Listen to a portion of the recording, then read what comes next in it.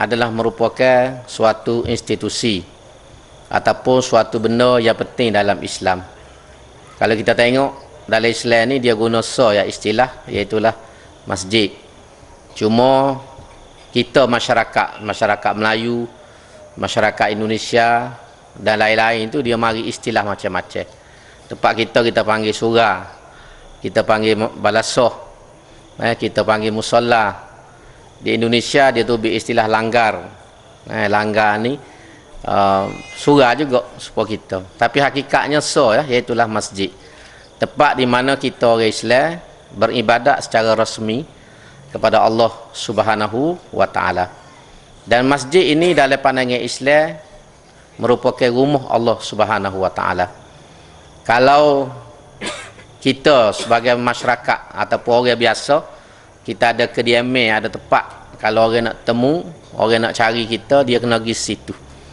Maka kalau kita boleh buat bandingan tu, masjid ni pun dalam Islam tempat di mana kalau kita nak bertemu ataupun menghadap Allah Subhanahu wa taala secara rasmi, situlah tempat dia. Maka sebab tu hubungan masjid dengan kita orang beriman ni adalah suatu hubungan yang rapat dan suatu hubungan yang erat. Kalau ada di kalangan kita orang Islam tak jumpa masjid ataupun jari-jari pergi masjid, ini adalah suatu perkara yang malang. Lebih berat daripada gempa bumi di Indonesia lagi. Kerana situlah tempat kita. Dan kehebatan ataupun kemuliaan masjid itu dapat kita lihat sepanjang zaman. Kita tengok dalam Quran dan dalam hadis dan juga sirah Rasulullah sallallahu alaihi wasallam.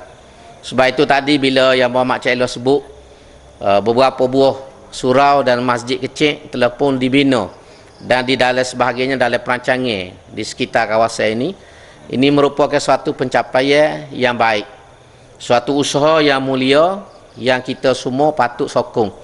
Kita patut beri apa saja sokongnya yang boleh, harta, pitih mah, tenaga, paling kurang pun doa supaya usaha yang baik ini menjadi kenyataan. Banyaknya masjid dan surau ini akan meningkatkan lagi usaha dan juga pencapaian kita sebagai orang beriman. Dan masjid pada zaman Rasulullah sallallahu alaihi wasallam adalah merupakan pusat kegiatan masyarakat. Nabi sendiri kalau kita baca dalam sirah, bila dia safar ke Madinah, benda yang pertama yang Nabi buat ialah membina sebuah masjid. Sebelum dia buat rumah dia buat masjid dulu. Dan di masjid itulah Rasulullah sallallahu alaihi wasallam meletakkan sebagai pusat pentadbiran, pusat kegiatan